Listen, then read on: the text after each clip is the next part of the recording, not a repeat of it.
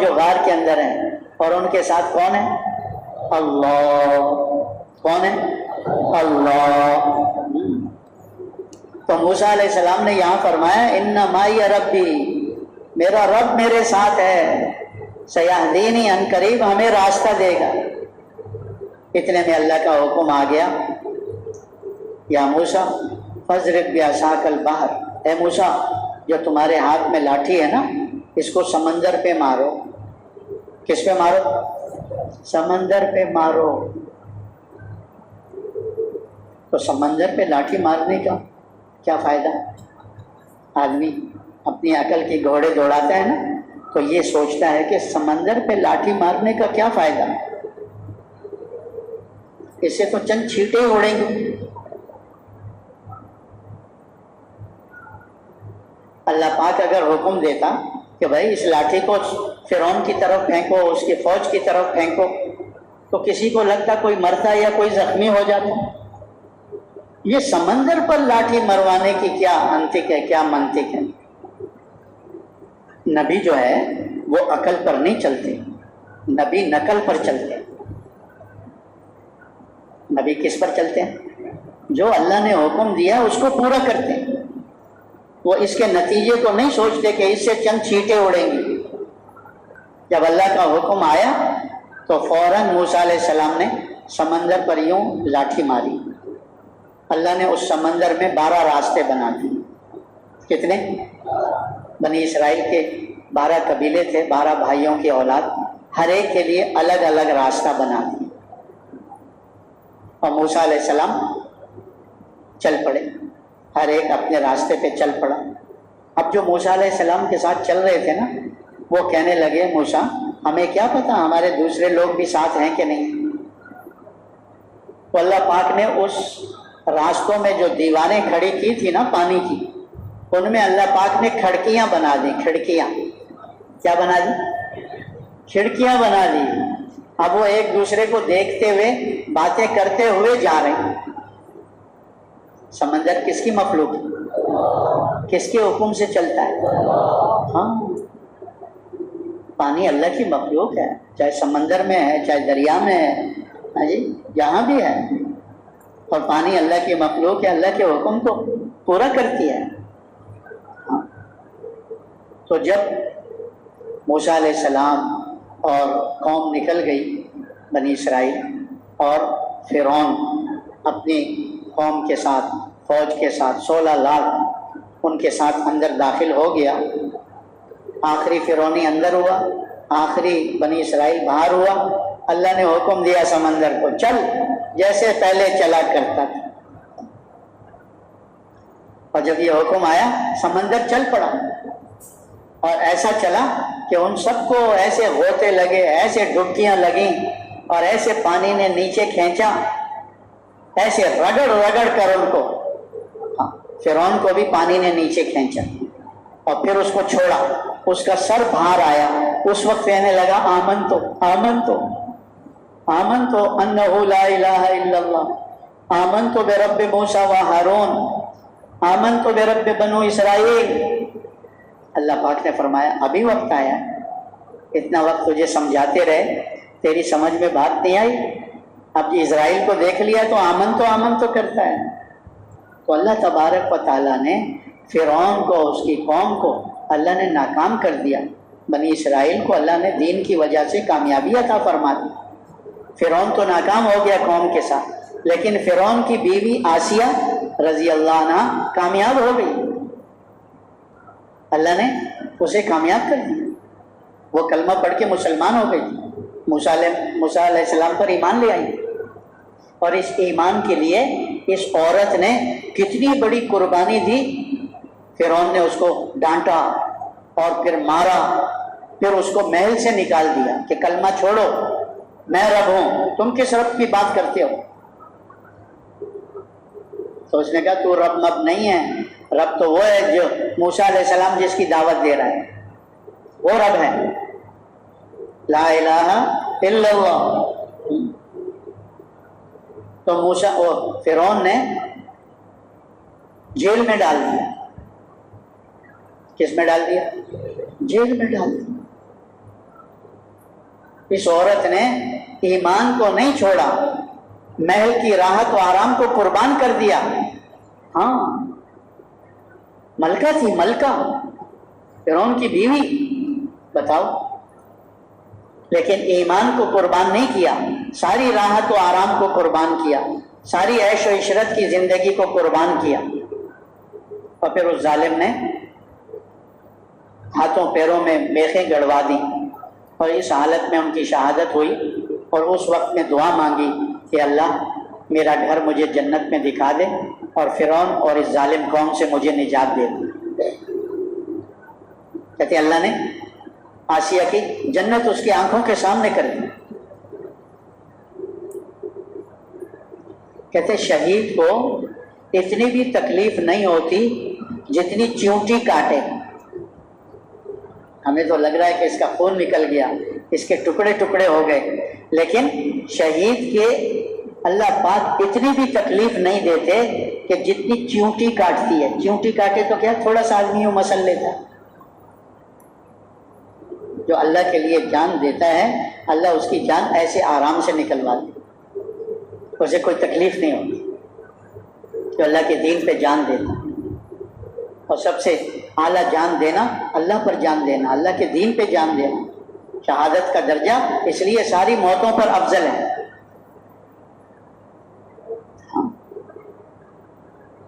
تو اللہ تعالیٰ نے فرعون تبلیغی بیانات آفیشیل آن یوٹیوب، فیس بک۔ اور یہ دھوکہ موت پر کھل جائے گا، لیکن موت پر انسان پر دھوکہ کھلے پھر اس کے ہاتھ میں کوئی وقت نہیں رہے گا۔ اس وقت جو گھڑی آ جاتی ہے اسی میں اس کو دنیا سے آخرت کی طرف جانا ہو جاتا ہے، وہ گھڑی آگے پیچھے نہیں ہوتی۔ تو موت پر دھوکہ کھلے پھر انسان کے کسی کام کا نہیں۔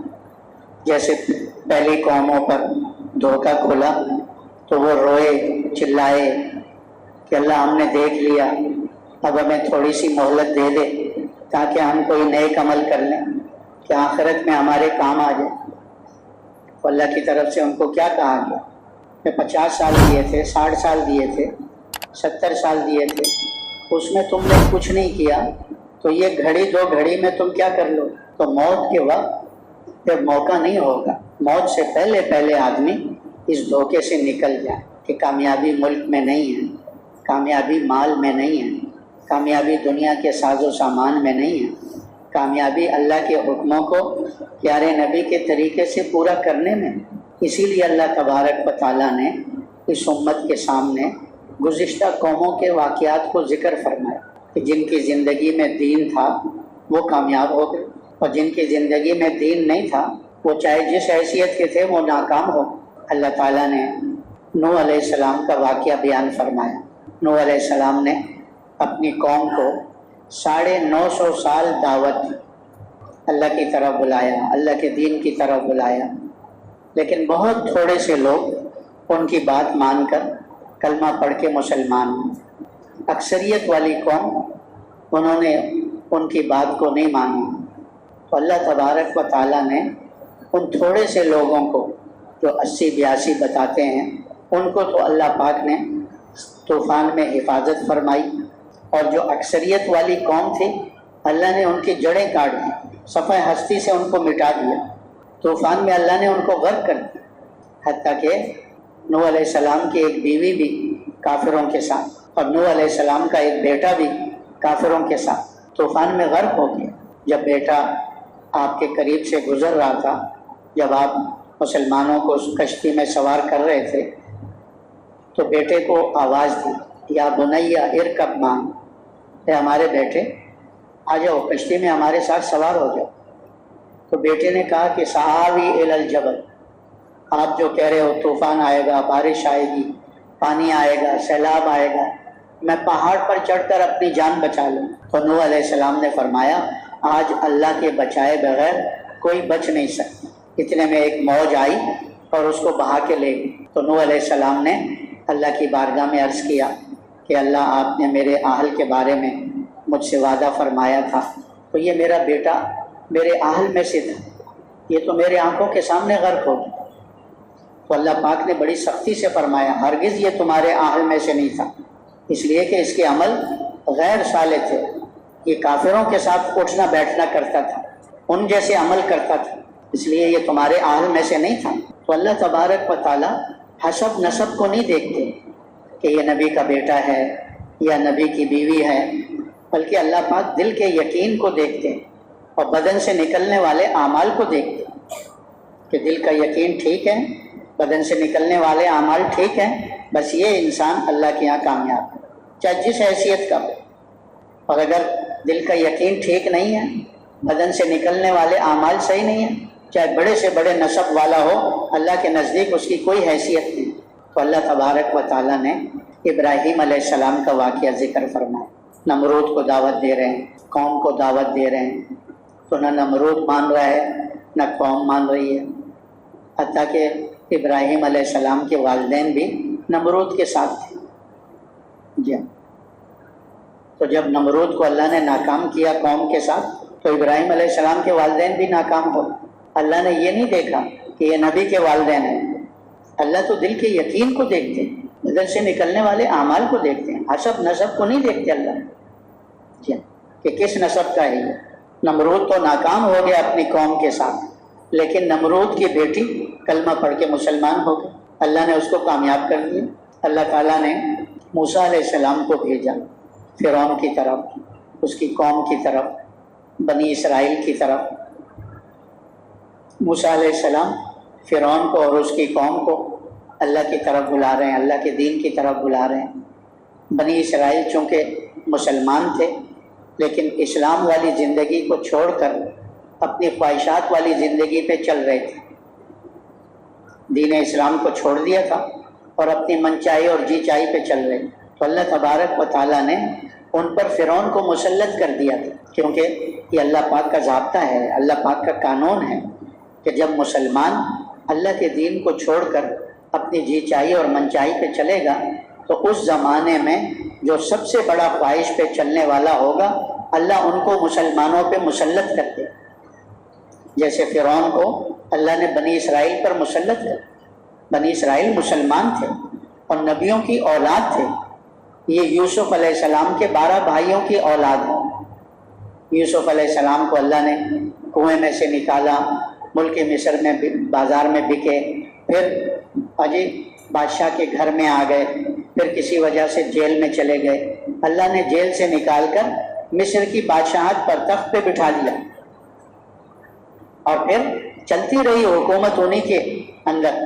بنی اسرائیل کے پاس یہ مصر کی بادشاہت تھی، لیکن جب انہوں نے اپنے باپ دادا کا طریقہ چھوڑا، اللہ پاک نے فرعون کو لایا اور ان پر مسلط کر دیا. فرعون کا واقعہ یوں سنتے ہیں، وہ کسی اور جگہ رہتا تھا، کسی مصر سے باہر کسی اور علاقے میں، اور وہ کھیتی باڑی کرتا تھا. تو ایک دن اس نے سوچا میرے کھیت میں خربوزے اور تربوز یہ بہت ہو گئے ہیں اور یہاں سستا دام ہے، اگر میں مصر میں جا کر بیچوں گا تو زیادہ قیمت ملے گی. تو اپنے خچر پر خربوزے اور تربوز لاد کر یہ مصر کی طرف چلا.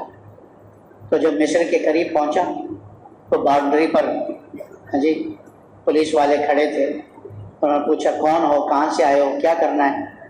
اس نے بتایا میں فلاں جگہ سے آیا ہوں اور یہ میں خربوزے اور تربوز بیچتا ہوں. تو اس نے کہا کہ بھائی آدھے یہاں رکھو پھر آگے جا سکتے ہو ورنہ واپس جاؤ.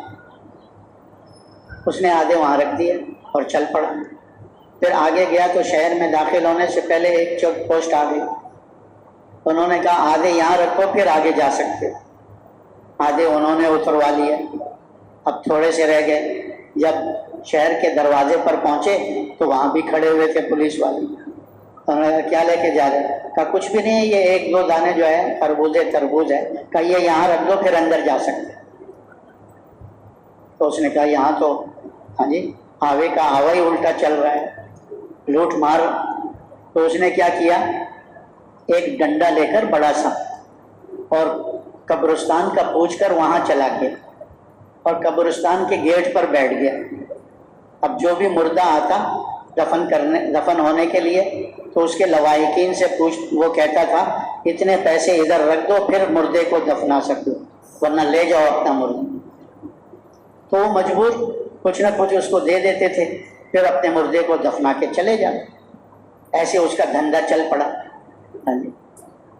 تو ایک دن ایک وزیر کا انتقال ہو گیا، اس کو دفنانے کے لیے بڑے بڑے فوجی جرنیل اور جو ہے بڑے بڑے وزراء اور مشیر یہ آئے ہوئے تھے۔ تو جب وہ گیٹ پر پہنچے تو فرعون نے دیکھا کہ یہ تو بڑی آسامی معلوم ہوتی ہے، ان سے تو زیادہ لینا ہے، ان سے کیا کرنا ہے؟ زیادہ لینا ہے۔ تو اس نے کہا کہ دفنانے کے لیے اتنے ہزار دے دو۔ تو کسی نے کہا تم کو یہاں کس نے بٹھایا؟ اب جاؤ جاؤ اپنا کام کرو، کس نے بٹھایا؟ اتنے ہزار دو گے تو پھر دفنا سکو گے۔ تو فوجی جرنیلوں نے پوچھا بھائی کس نے اس کو بٹھایا؟ کسی وزیر مشیر نے کہا ہم میں سے کسی نے نہیں بٹھایا۔ فرعون سے پوچھا، فرعون نے کہا اس کو میرے پاس لے آؤ، اس کو کیا کرو؟ میرے پاس لے آؤ۔ اس وقت کا جو فرعون تھا، مصر کے بادشاہوں کا لقب فرعون تھا، اور جدی پشتی چلے آ رہے تھے۔ تو جب فرعون نے اس زمانے کے اس کو بلایا تو اس سے کہا کہ بھائی تو کون ہے، کہاں سے آیا؟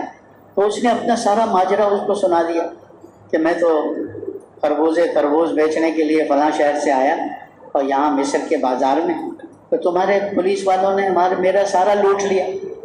تو میں نے کہا یہاں لوٹ بازار کا گرم ہے، لوٹ بازار، تو میں بھی ایک قبرستان کے آگے بیٹھ گیا اور لوٹ بازار میں مصروف ہو گیا۔ تو اس فرعون نے کہا آدمی تو بڑا سمجھدار معلوم ہوتا ہے، اس کو اپنا وزیر بنا لیا، جو وزیر مرا تھا نا اس کی جگہ پر بٹھا دیا۔ اور کچھ عرصے کے بعد اس فرعون کا انتقال ہو گیا تو وہ بڑا چالاک تھا، پہلے ہی وہ اس کی جگہ پر آ کے بیٹھ گیا، سارے ملک مصر پر قبضہ کر لیا۔ تو اللہ تبارک و تعالیٰ نے اس فرعون کو مسلط کر دیا تھا بنی اسرائیل پر، کہ بنی اسرائیل نے دین کا راستہ چھوڑا تو اللہ نے فرعون کو مسلط کر دیا۔ اور پھر کیسا مسلط ہوا کہ ان کے بچوں کو زندہ ذبح کر دیتا تھا ان کے آنکھوں کے سامنے، اور ان کی بچیوں کو زندہ چھوڑ دیتا تھا۔ بچوں کو اس لیے ذبح کرتا تھا کہ ان کی نسل آگے نہ بڑھے، اور بچیوں کو اس لیے چھوڑ دیتا تھا تاکہ ہمارے گھر کے کام کاج کر سکے، اور ان سے بیگار لیا جاتا تھا، مفت میں کام کرائے جاتے۔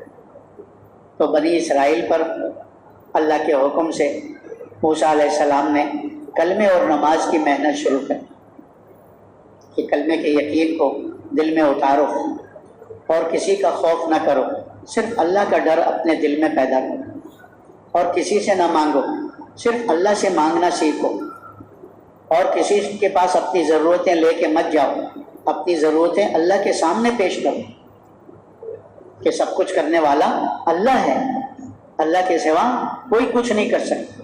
یہ فرعون کیا ہے، اس کی فوجیں کیا ہیں، فرعون سے مت ڈرو، اس کی فوجوں سے مت ڈرو۔ تو کلمے کی دعوت چلائی ان میں کہ تاکہ ان کے دل کا یقین ٹھیک ہو جائے۔ ہاں، اور اللہ نے ان کو حکم دیا کہ نماز کو قائم کرو اپنے۔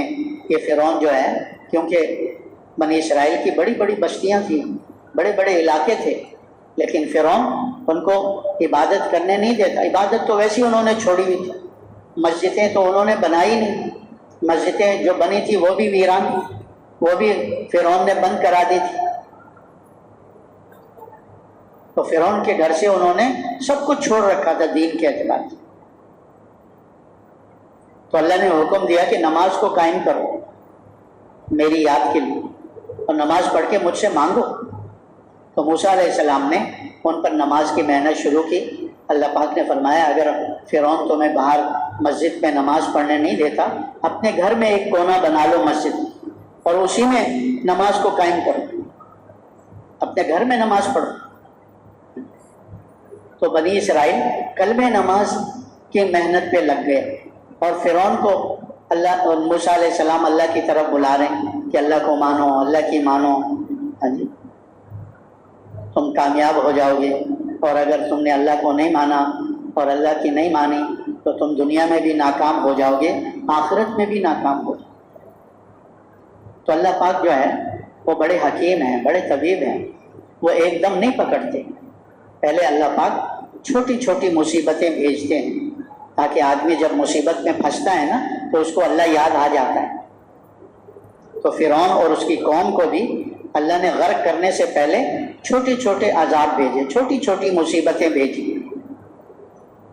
کبھی ٹڈیوں کا عذاب بھیج دیا، کبھی جوؤں کا عذاب بھیج دیا، کبھی کھانے پینے کی چیزوں کا خون بننے کا عذاب بھیج دیا، کبھی سیلاب بھیج دیا، کبھی پھلوں میں کمی آ گئی، اللہ نے بارشوں کے نظام کو روک دیا، پھل سبزیاں اناج اس میں کمی آ گئی۔ تو جب بھی ان پر کوئی مصیبت آتی تو قوم ان کو کہتی تھی کہ اس درویش سے، موسیٰ علیہ السلام کی طرف، کہ اس درویش سے دعا کراؤ تاکہ ہماری یہ مصیبت دور ہو جائے۔ تو فرعون موسیٰ علیہ السلام سے کہتا تھا اپنے رب سے دعا مانگو کہ ہماری یہ مصیبت دور کر دے، ہم بھی مسلمان ہو جائیں گے، کلمہ پڑھ لیں گے، اور بنی اسرائیل جو تمہاری قوم ہے تمہارے ساتھ کر دیں گے، تم ان کو اپنے وطن لے جانا۔ تو نبی کے دل میں اپنی امت کے لیے شفقت ہوتی ہے، نبی نہیں چاہتا کہ میرا کوئی امتی ناکام ہو جائے، اس لیے موسیٰ علیہ السلام ان کے لیے دعا کر دیتے تھے، اور جب دعا کرتے اللہ وہ مصیبت دور کر دیتے تھے۔ تو جب مصیبت دور ہو جاتی تو فرعونی قوم کہتی تھی فرعون کو، یہ تو تیری وجہ سے ہوا ہے، کیونکہ تو خدا ہے نا، تیری وجہ سے ہوا ہے، موسیٰ علیہ السلام کے رب کی وجہ سے نہیں ہوا ہے، اس لیے ہم مسلمان نہیں ہوتے، تو مکر جاتے تھے۔ تو اللہ پاک دوسرا عذاب بھیج دیتا، ایسے 7-8 قسم کے اللہ نے عذاب بھیجے، ہر دفعہ وہ مکر جاتے تھے۔ تو اللہ نے فرمایا اب ہم نے اس کے لیے فیصلہ کر دیا ہے، تم اپنی قوم بنی اسرائیل کو لے کر نکل جاؤ، یہ تمہارا پیچھا کرے گا، اب ہم نے ان کے لیے فیصلہ کر دیا۔ تو موسیٰ علیہ السلام رات کے اندھیرے میں قوم کو لے کر چلے بنی اسرائیل، اور جب صبح کا چاندنا ہوا، روشنی ہوئی، تو دیکھا آگے سمندر آ گیا، اور پیچھے دیکھا گھوڑوں کی ٹاپیں ہیں، فرعون کا لشکر آ رہا ہے۔ تو بنی اسرائیل گھبرا گئے کہ آگے جاتے ہیں تو بھی مرتے ہیں پانی میں ڈوب کر، اور اگر پیچھے رہتے ہیں تو یہ فرعونی آ کر ابھی خون میں ہمیں نہلا دیں گے، خون میں یعنی قتل کر دیں گے ہمیں، کہ ہم بھاگ کر آئیں۔ تو انہوں نے موسیٰ علیہ السلام سے کہا یا موسیٰ انا لمدرکون، اے موسیٰ ہم تو پکڑے گئے، آگے بھی موت پیچھے بھی موت۔ لیکن نبی جو ہے وہ ہر کام اللہ کے حکم سے کرتا ہے، اور نبی کا یقین اللہ کی ذات پر مضبوط ہوتا ہے۔ بنی اسرائیل نے تھوڑی بہت تو محنت کی، لیکن یہ نقشہ جب آیا تو پھر گھبرا گئے، کلمے کا پورا یقین ان کے دل میں اترا نہیں تھا، اس لیے گھبرا گئے سمندر کو دیکھ کر اور فرعون کی فوجوں کو دیکھ کر۔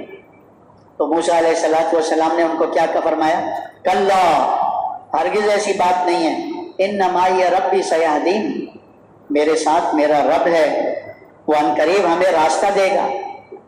موسیٰ علیہ السلام نے اللہ کی مدد اپنے ساتھ بتائی، انما معی ربی، کہ میرے ساتھ میرا رب، کیوں کہ دائی موسیٰ علیہ السلام تھے، قوم کو دعوت کا اللہ نے وہ نہیں دیا تھا، اس لیے اپنی طرف اللہ کو منسوب کر کے اللہ میرے ساتھ ہے۔ کہتے ہیں حضور صلی اللہ علیہ وسلم جب غار ثور میں پہنچے تھے ہجرت کر کے، تو 3 دن وہاں رہے تھے، اور کافر آپ کی تلاش میں غار کے منہ تک پہنچ گئے تھے، لیکن اللہ تعالیٰ نے آپ کی حفاظت فرمائی 2 کمزور چیزوں سے۔ کتنی چیزوں سے؟ ایک تو اللہ نے مکڑی کا جالا تنوا دیا، اور دوسرا کبوتری نے انڈے دے دیے دروازے پر۔ دونوں کمزور چیزیں، کبوتری کا انڈا بھی کتنا مضبوط ہے، پیر رکھو ہاتھ لگاؤ ٹوٹ جائے گا، مکڑی کا جالا کتنا مضبوط ہوگا، تھوڑی سی انگلی لگاؤ بس گیا۔ لیکن حفاظت کرنے والے کون ہیں؟ اللہ ہیں۔ تو جب ابوبکر رضی اللہ عنہ نے جو آپ کے ساتھ تھے کافروں کو دیکھا، ایک کافر نے تو اسی طرف منہ کر کے پیشاب بھی کیا، ان کو نظر نہیں آیا، وہ باہر باتیں کر رہے تھے، پیروں کے نشان یہاں تک پہنچے ہیں، اور اللہ نے ان کی عقل کو الٹ دیا. کیا کہا کہ اگر اس غار میں کوئی جاتا تو یہ کبوتری کے انڈے ٹوٹتے, یہ مکڑی کا جالا ٹوٹتا, یہاں اندر تو کوئی گیا ہی نہیں ہے. یعنی اللہ نے ان کی عقل پر ایسا پردہ ڈالا کہ بھائی یہاں تک پہنچے ہیں تو تھوڑا جھانک کر دیکھ تو لیں. یہ اللہ کی یہ عقل کس کے قابو میں ہے بھائی؟ اللہ کے قابو میں. تو جب ابو بکر رضی اللہ عنہ نے دیکھا کہ کافر دروازے تک پہنچ گئے ہیں, یعنی غار کے منہ تک, تو حضور صلی اللہ علیہ وسلم سے عرض کیا کہ اللہ کے رسول یہ تو آ گئے, تو پہنچ گئے یہاں. تو حضور صلی اللہ علیہ وسلم نے اپنے ساتھی ابو بکر کو کہا لا تحزن, غم مت کھاؤ, ان اللہ معنا, اللہ ہمارے ساتھ ہے. حضور نے اپنی امت کو شامل کر کے فرمایا. اس میں یہ نقطہ بڑے فرماتے ہیں کہ امت بھی اسی کام کے لیے بھیجی گئی جس کام کے لیے نبی بھیجے جاتے تھے. یہ امت بھی دائی ہے, اس لیے حضور صلی اللہ علیہ وسلم نے کیا فرمایا, لا تحزن ان اللہ معنا, غم مت کھاؤ, اللہ ہمارے ساتھ ہے. پھر اللہ نے فرمایا, حضور نے فرمایا, ان کا کیا حال ہے ان دو کا جن کے ساتھ تیسرا اللہ ہو. ثانی اثنین فی الغار فیہما فی الغار, نا وہ دونوں جو غار کے اندر ہیں, اور ان کے ساتھ کون ہے؟ اللہ. کون ہے؟ اللہ. تو موسیٰ علیہ السلام نے یہاں فرمایا ان معی ربی, میرا رب میرے ساتھ ہے, سیہدینی, ان قریب ہمیں راستہ دے گا. اتنے میں اللہ کا حکم آ گیا, یا موسیٰ فاضرب بعصاک البحر, اے موسیٰ جو تمہارے ہاتھ میں لاٹھی ہے نا, اس کو سمندر پہ مارو. کس پہ مارو؟ سمندر پہ مارو. تو سمندر پہ لاٹھی مارنے کا کیا فائدہ؟ آدمی اپنی عقل کی گھوڑے دوڑاتا ہے نا, تو یہ سوچتا ہے کہ سمندر پہ لاٹھی مارنے کا کیا فائدہ, اس سے تو چند چھینٹے اڑیں گے. اللہ پاک اگر حکم دیتا کہ بھائی اس لاٹھی کو فرعون کی طرف پھینکو, اس کی فوج کی طرف پھینکو, تو کسی کو لگتا کوئی مرتا یا کوئی زخمی ہو جاتا. یہ سمندر پر لاٹھی مروانے کی کیا انتک ہے, کیا منطق ہے؟ نبی جو ہے وہ عقل پر نہیں چلتے, نبی نقل پر چلتے ہیں. نبی کس پر چلتے ہیں؟ جو اللہ نے حکم دیا اس کو پورا کرتے ہیں. وہ اس کے نتیجے کو نہیں سوچتے کہ اس سے چند چھینٹے اڑیں گی. جب اللہ کا حکم آیا تو فوراً موسیٰ علیہ السلام نے سمندر پر یوں لاٹھی ماری. اللہ نے اس سمندر میں 12 راستے بنا دیے. کتنے؟ بنی اسرائیل کے 12 قبیلے تھے, 12 بھائیوں کی اولاد, ہر ایک کے لیے الگ الگ راستہ بنا دیا. اور موسیٰ علیہ السلام چل پڑے, ہر ایک اپنے راستے پہ چل پڑا. اب جو موسیٰ علیہ السلام کے ساتھ چل رہے تھے نا, وہ کہنے لگے موسیٰ ہمیں کیا پتا ہمارے دوسرے لوگ بھی ساتھ ہیں کہ نہیں. تو اللہ پاک نے اس راستوں میں جو دیواریں کھڑی کی تھی نا پانی کی, ان میں اللہ پاک نے کھڑکیاں بنا دی. کھڑکیاں کیا بنا دی؟ کھڑکیاں بنا دی.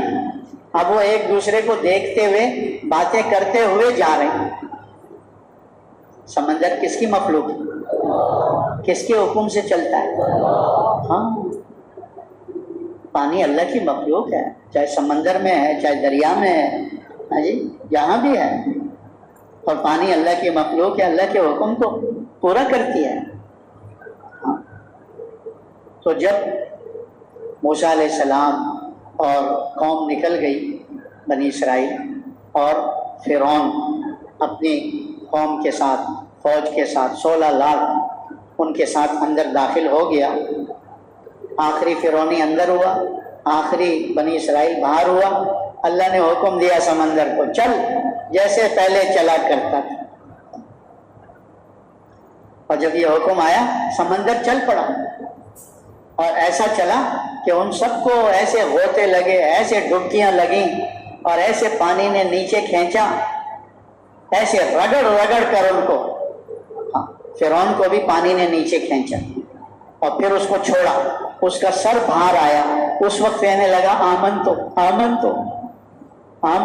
انہ لا الہ الا اللہ، آمن تو برب موسیٰ و ہارون، آمن تو برب بنو اسرائیل۔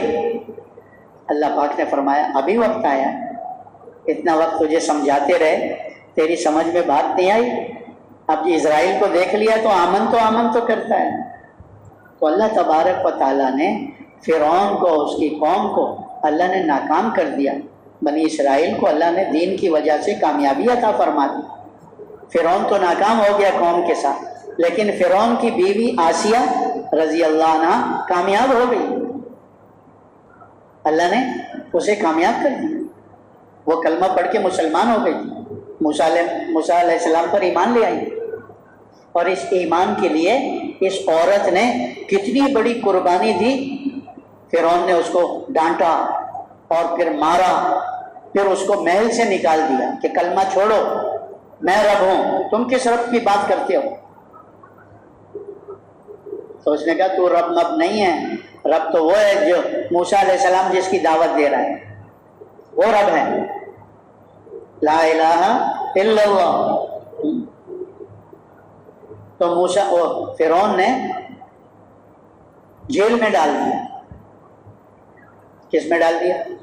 جیل میں ڈال دیا۔ اس عورت نے ایمان کو نہیں چھوڑا، محل کی راحت و آرام کو قربان کر دیا۔ ہاں ملکہ تھی، ملکہ فرعون کی بیوی، بتاؤ، لیکن ایمان کو قربان نہیں کیا، ساری راحت و آرام کو قربان کیا، ساری عیش و عشرت کی زندگی کو قربان کیا، اور پھر اس ظالم نے ہاتھوں پیروں میں میخیں گڑوا دی، اور اس حالت میں ان کی شہادت ہوئی، اور اس وقت میں دعا مانگی کہ اللہ میرا گھر مجھے جنت میں دکھا دے اور فرعون اور اس ظالم قوم سے مجھے نجات دے دے۔ کہتے اللہ نے آسیہ کی جنت اس کی آنکھوں کے سامنے کر دی۔ کہتے شہید کو اتنی بھی تکلیف نہیں ہوتی جتنی چیونٹی کاٹے۔ ہمیں تو لگ رہا ہے کہ اس کا خون نکل گیا، اس کے ٹکڑے ٹکڑے ہو گئے، لیکن شہید کے اللہ پاک اتنی بھی تکلیف نہیں دیتے کہ جتنی چیونٹی کاٹتی ہے۔ چیونٹی کاٹے تو کیا تھوڑا سا آدمی یوں مسل لیتا ہے، جو اللہ کے لیے جان دیتا ہے اللہ اس کی جان ایسے آرام سے نکلوا دے، اسے کوئی تکلیف نہیں ہوتی، جو اللہ کے دین پہ جان دیتا۔ اور سب سے اعلیٰ جان دینا اللہ پر جان دینا، اللہ کے دین پہ جان دینا، شہادت کا درجہ اس لیے ساری موتوں پر افضل ہے۔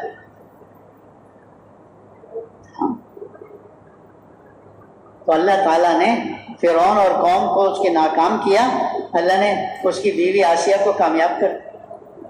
حضور صلی اللہ علیہ وسلم کی زوجہ محترمہ خدیجۃ الکبریٰ رضی اللہ عنہا کا انتقال ہونے لگا، تو حضور صلی اللہ علیہ وسلم نے ان کو کہا کہ جب جنت میں جاؤ تو اپنی سوکن کو میرا سلام کہہ دینا۔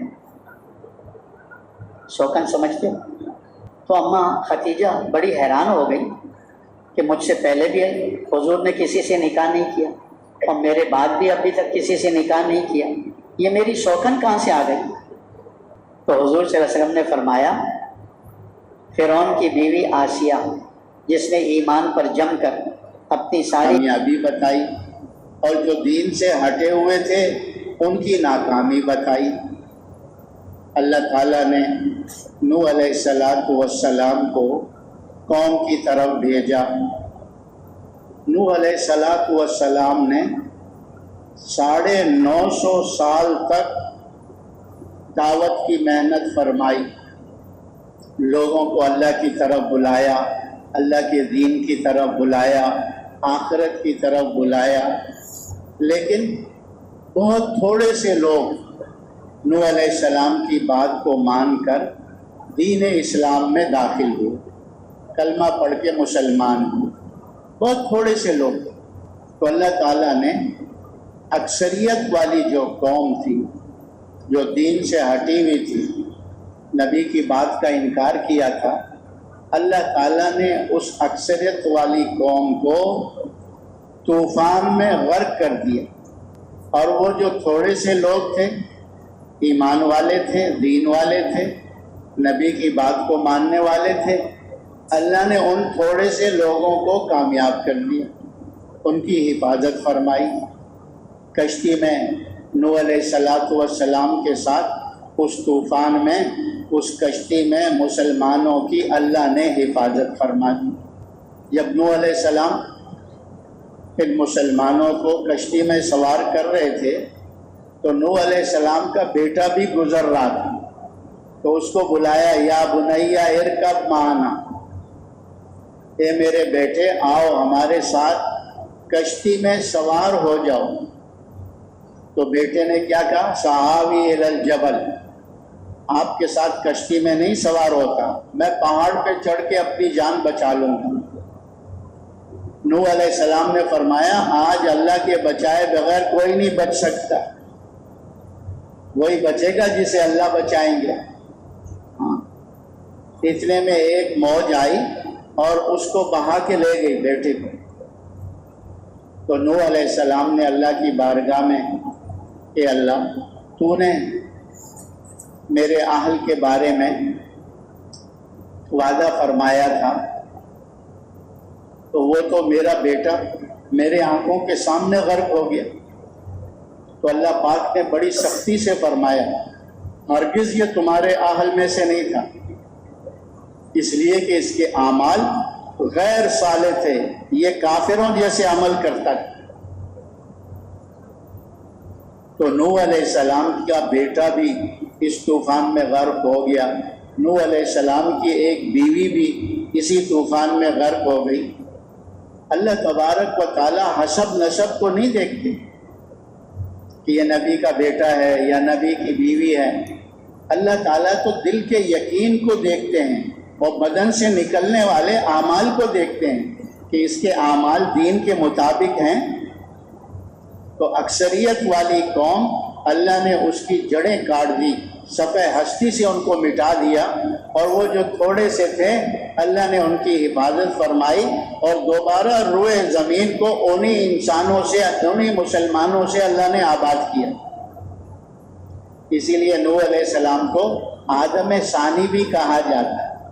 آدم علیہ السلام انسانیت کے پہلے جد امجد، ان سے اللہ نے نسل انسانی کو آگے بڑھایا، اور وہ پھر نوح علیہ السلام کی قوم کی تباہی کے بعد پھر نوح علیہ السلام اور وہ تھوڑے سے جو مسلمان تھے 80-82، انہی سے اللہ نے اس زمین کو دوبارہ آباد کیا۔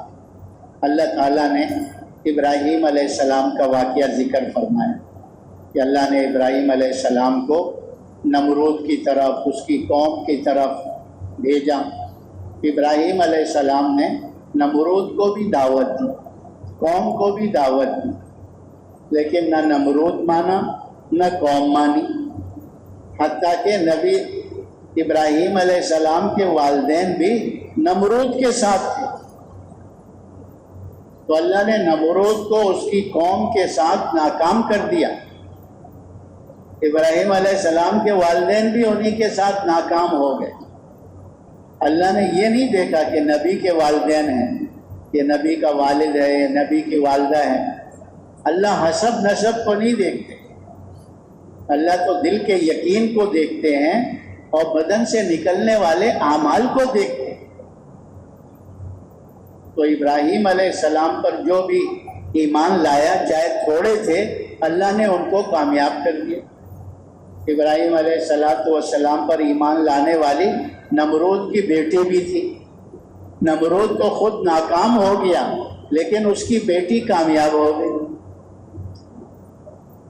اسی طریقے پر اللہ تعالیٰ نے موسیٰ علیہ السلام کو بھیجا فرعون کی طرف، اس کی قوم کی طرف اور بنی اسرائیل کی طرف۔ موسیٰ علیہ السلام نے آ کر فرعون کو اور اس کی قوم کو اللہ کی طرف بلایا، اللہ کے دین کی طرف بلایا، اور بنی اسرائیل چونکہ مسلمان تھے لیکن دین کا راستہ چھوڑ دیا تھا، ख्वाहिशात वाले रास्ते पे पड़ गए थे। ये बनी इसराइल जो थे, ये यूसुफ अलैहिस्सलाम के 12 भाइयों की कौम थी, 12 भाइयों की औलाद थी। यूसुफ अलैहिस्सलाम को अल्लाह ने मुल्क मिस्र पहुंचाया, हाजी, कुएं से निकाल कर, जो भाइयों ने कुएं में फेंक दिया था। फिर मुल्क मिस्र के बाजार में बिके। फिर अल्लाह ने हाजी बादशाह के महल में पहुंचाया। फिर वहाँ से जेल में चले गए। अल्लाह ने जेल से निकालकर मुल्क मिस्र के तख्त पे बिठा दिया। फिर भाई भी आ गए, वालिदैन भी आ गए, वहाँ बस गए। और जब ये बड़े चले गए, जो दीन पे चलने वाले, दीन पर अल्लाह के अहकामात को पूरा करने वाले, जब तो फिर औलाद जो थी वो नाफरमान हो गई, ख्वाहिशात के रास्ते पे चल पड़ी। तो अल्लाह तबारक व तआला ने फिरौन को इन पर मुसल्लत कर दिया, बनी इसराइल की कौम पर। उन्होंने इनसे बादशाहत भी छीन ली और इनको अपना गुलाम बना लिया। इनसे मुफ्त में काम करवाते थे, कोई पैसा टका नहीं देते, खाने पीने की कोई चीज़ दे दी। और इनके बच्चों को इनके आंखों के सामने ज़िबा करते थे, नस्ल खुशी, और इनकी बच्चियों को जिंदा छोड़ देते। जब फरमाते हैं, जब मुसलमान ख्वाहिशात वाले लाइन पे चलेगा ना, अहकामात को छोड़ेगा, उस ज़माने में जो सबसे बड़ा ख्वाहिश पे चलने वाला होगा ना, अल्लाह उसको इन मुसलमानों पे मुसल्लत कर देगा। आज हम देख लें, अल्लाह ने जब बनी इसराइल ने अहकामात वाले, दीन वाले रास्ते को छोड़ा और ख्वाहिशात पर चल पड़े, तो उस ज़माने में सबसे बड़ा ख्वाहिश पे चलने वाला फिरौन और उसकी कौम थी। अल्लाह ने लाकर इनके ऊपर मुसल्लत कर दिया। और ये अल्लाह का दस्तूर क़यामत तक के लिए। आज भी हम देख लें, मुसलमानों पर जो मुसल्लत हैं, क्योंकि मुसलमानों ने दीन वाला रास्ता छोड़ा है, अहकामात वाला रास्ता छोड़ा है, इसलिए अल्लाह ने बातिल को मुसलमानों पे मुसल्लत किया हुआ है। ये नहीं कि मुसलमानों के पास किसी चीज़ की कमी है, हर चीज़ इनके पास मौजूद है, लेकिन क्यों सारी दुनिया में जलील हैं, क्यों दुनिया में परेशान हैं? कि जब दीन वाले रास्ते को छोड़ा है तो ख्वाहिशात पर चले हैं, तो इस वक्त का जो ख्वाहिश पर इमाम चलने वाला है, जिसकी आवाज़ लगाई जा रही है, अल्लाह ने उसको मुसल्लत किया हुआ है मुसलमानों, चाहे जहाँ रह रहे हैं मुसलमान। तो बनी इसराइल को अल्लाह तबारक व तआला ने मूसा अलैहिस्सलाम के ज़रिए से बताया, अपना कलमा ठीक करो, अपनी नमाज ठीक करो, तुम्हारे कलमा नमाज में कमी आ गई है, इसलिए दीन के रास्ते से तुम हट गए हो। तो मूसा अलैहिस्सलातु वस्सलाम से फरमाया कि इनको कलमा सिखाओ कि इनका यकीन अल्लाह की ज़ात पर बने। कलमे के अल्फाज नहीं, कलमे की हकीकत सिखाओ कि अल्लाह से होता है, अल्लाह के गैर से, अल्लाह के इरादे के बगैर कुछ नहीं होता। और ये सारा कायनात जितना भी बना हुआ है, ये सब मखलूक है, मखलूक से कुछ नहीं होता, सब कुछ करने वाले एक अकेले अल्लाह की ज़ात। तो बनी इसराइल पर इस कलमे की मेहनत शुरू की गई कि फिरौन से न डरो, फिरौन की फौजों से न डरो, फिरौन के असला से न डरो, फिरौन से मांगो मत, जो कुछ मांगना हो किससे मांगो? अल्लाह से मांगो, जो हमारा खालिक है, जो हमारा मालिक है, जो हमारा राज़िक है, जो हमारा रब है, उससे मांगो।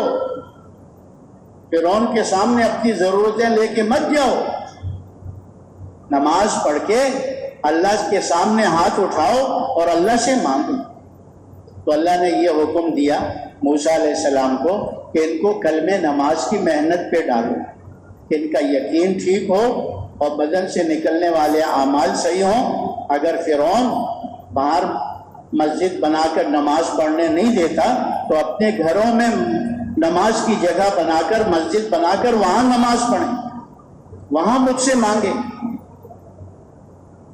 تو بنی اسرائیل پر تو کلمہ نماز کی موسیٰ علیہ السلام اور ہارون علیہ السلام محنت کر رہے ہیں, اور فرعون کو اللہ کی طرف, اللہ کے دین کی طرف بلا رہے ہیں, اس کی قوم کو بلا رہے ہیں. تو اللہ تبارک و تعالیٰ نے فرعون کو اور اس کی قوم کو پکڑنا شروع کیا. ایک دم نہیں پکڑا اللہ نے, چھوٹے چھوٹے عذاب, چھوٹی چھوٹی مصیبتیں ان کے پاس, ان پر نازل ہونا شروع ہو گئی. مینڈکوں کا عذاب, جوؤں کا عذاب, اور پھلوں میں کمی آ گئی, فصل میں سیلاب, کھانے پینے کی چیزوں کا خون بن جانا, یہ مختلف عذاب. اور جب کوئی عذاب آتا فرعون اور اس کی قوم پر تو وہ موسیٰ علیہ السلام سے کہتے تھے, موسیٰ تم اپنے رب سے دعا کر دو, ہماری یہ مصیبت دور ہو جائے, ہم بھی مسلمان ہو جائیں گے اور تمہیں بنی اسرائیل کو تمہارے ساتھ کر دیں گے, تم اپنے وطن لے جاؤ ان کو, اپنے وطن لے جاؤ ان کو. تو نبی کے دل میں تو اپنی امت کے لیے شفقت ہوتی ہے, نبی تو اپنی امت کے لیے ہمدرد ہوتا ہے, خیر خواہ ہوتا ہے. وہ نہیں چاہتا کہ میری امت خسارے میں چلی جائے, نقصان میں چلی جائے. تو موسیٰ علیہ السلام ان کے لیے دعا کر دیتے, اللہ ان کی مصیبت دور کر دیتا. جب مصیبت دور ہو جاتی تو فرعون اور قوم کہتی تھی کہ ہم مسلمان نہیں ہوتے, کیونکہ فرعونی قوم جو تھی نا وہ فرعون کو کہتی تھی تمہاری وجہ سے یہ مصیبت ٹلی ہے, ہم مسلمان نہیں ہوتے. اور نہ بنی اسرائیل کو موسیٰ علیہ السلام کے ساتھ چھوڑتے ہیں کہ وہ لے جائیں, ہم نہیں چھوڑتے ان کو, یہ تو ہمارا کام کرنے والے ہیں, کمی ہے ہمارے, یہ چلے گئے تو ہمارے کام کون کرے گا.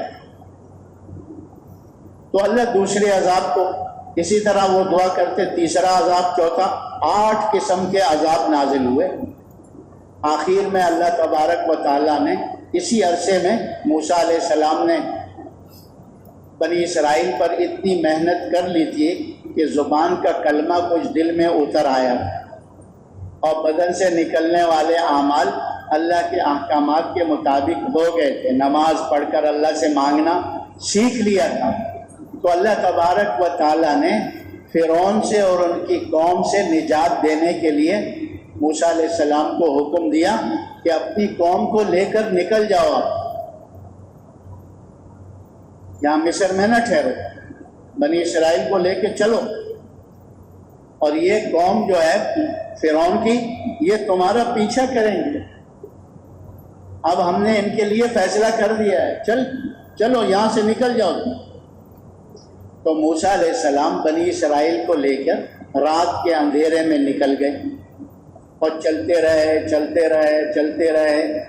جب دیکھا صبح کا چاندنا ہوا, روشنی ہوئی, تو دیکھا آگے سمندر ہے.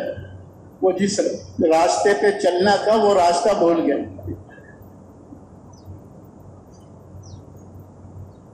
جس راستے پہ چلنا تھا خشکی کے, اس راستے سے ہٹ کے آگے سمندر آ گیا. تو اب بنی اسرائیل نے دیکھا, قوم نے, موسیٰ علیہ السلام کی قوم نے, کہ آگے جاتے ہیں تو بھی موت ہے. اور پیچھے سے دھول اڑتی ہوئی دیکھی, کیونکہ فرعونیوں کو اور اس کی قوم کو پتہ چل گیا کہ یہ لوگ تو بھاگ رہے ہیں, ان کو پکڑو. تو فرعون اپنی 16 لاکھ فوج کے ساتھ آ رہا تھا. تو ان بنی اسرائیل پر اتنی محنت ہوئی تھی, ابھی تک پورا ایمان اور یقین ان کا بنا نہیں تھا. کچھ نہ کچھ فرعون کا خوف بھی تھا, اس کی فوجوں کا خوف بھی تھا. تو موسیٰ علیہ السلام سے کہنے لگے, موسیٰ ہم تو پکڑے گئے, آگے جاتے ہیں تو سمندر میں ڈوب کے مرتے ہیں, اور اگر پیچھے ٹھہرتے ہیں پیچھے جاتے ہیں تو فرعون اور اس کی قوم ہمیں خون میں ڈبو دیں گے، مار دیں گے، قتل کر دیں گے۔ یا موسیٰ انا لمدرکون، اے موسیٰ ہم تو پکڑے گئے۔ تو موسیٰ علیہ السلام نے فرمایا کلا، ہرگز ایسی بات نہیں ہے، میں جو نکل کر آیا ہوں وہ کس کے حکم سے نکل کر آیا ہوں، تو میں جو ساتھ لے کر آیا ہوں کس کے حکم سے لے کر آیا ہوں؟ ہاں، ہرگز ہم نہیں پکڑے گئے۔ ان معی ربی سیہدین، میرے ساتھ میرا رب ہے، وہ عنقریب ہمیں راستہ دے گا۔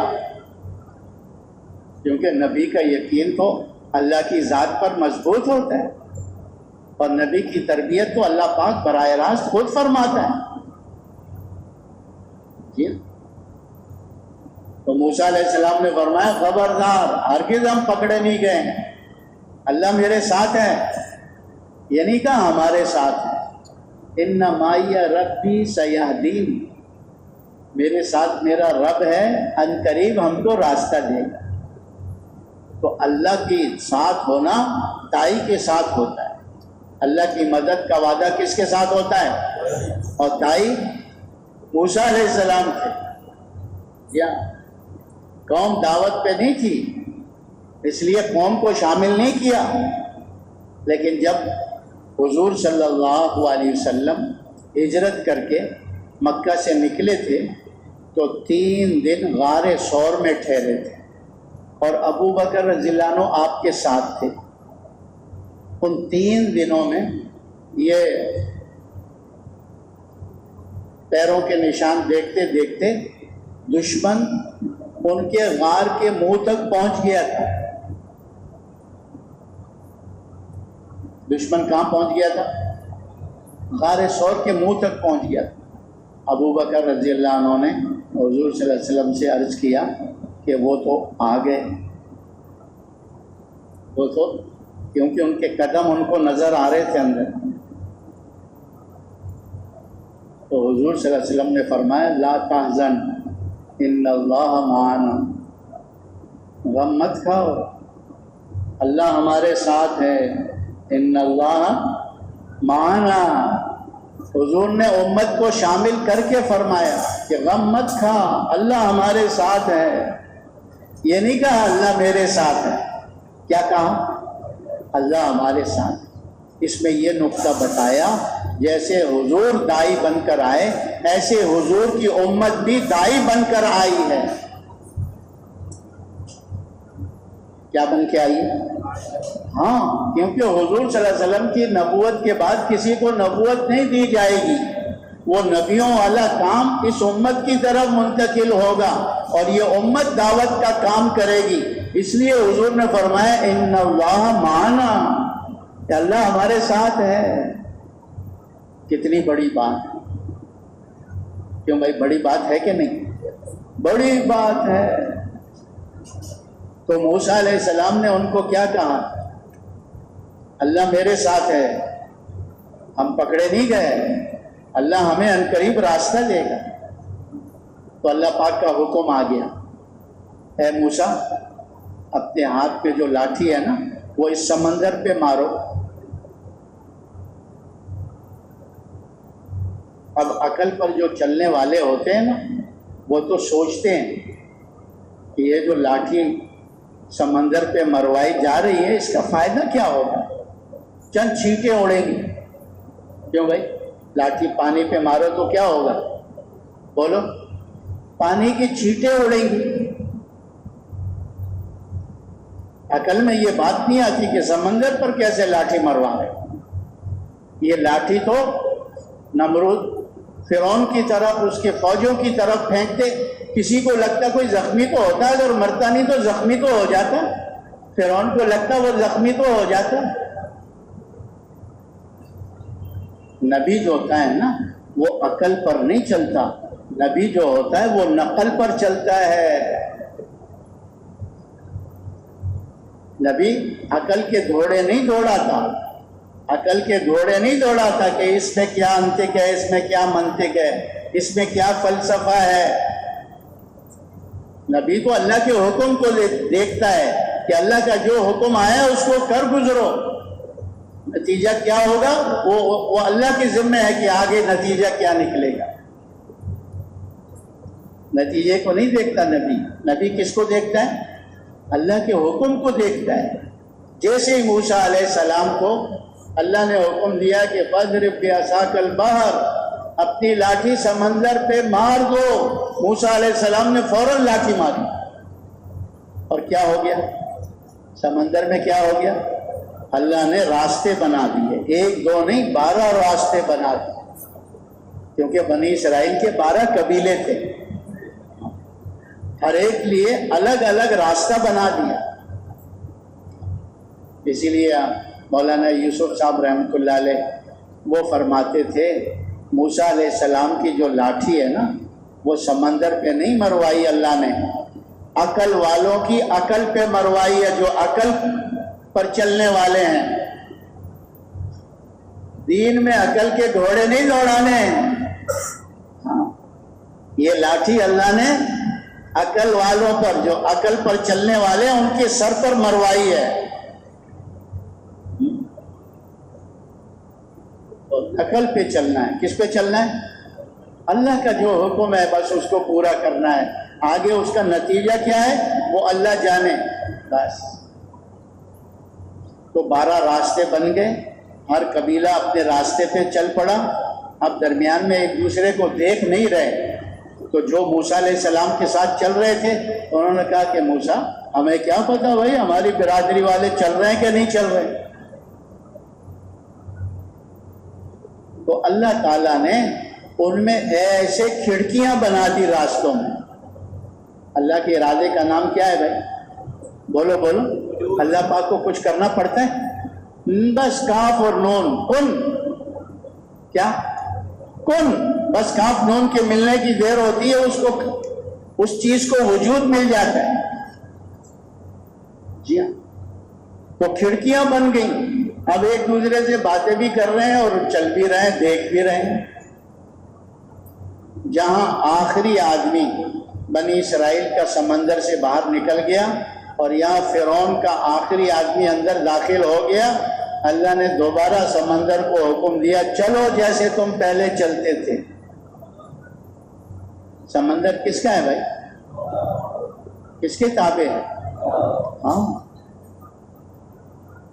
سمندر چل پڑا اور پھر ان کو جو غوطے دیے، جو ڈبکیاں لگیں، فرعون کو بھی ڈبکی لگی، پانی نے نیچے کھینچا، جب اس کا سر باہر آیا تو کہنے لگا آمنت انہ لا الہ الا اللہ، ارے میں ایمان لایا کہ اللہ کی سوا کوئی عبادت کے لائق نہیں ہے، میں ایمان لایا جس پر موسیٰ علیہ السلام اور ہارون علیہ السلام ایمان لائے، جس پر بنی اسرائیل ایمان لائے۔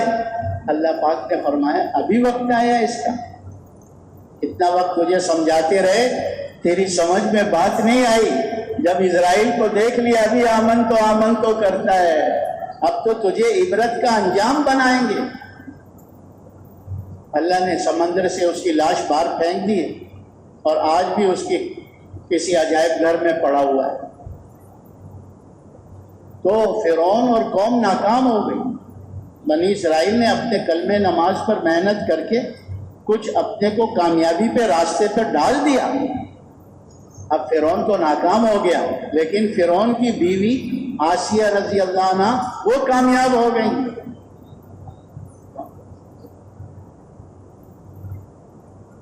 موسیٰ علیہ السلام تو بچپن میں اسی کی گود میں پلے تھے، کیوں بھائی؟ فرعون کے محل میں اللہ نے پالا تھا موسیٰ علیہ السلام۔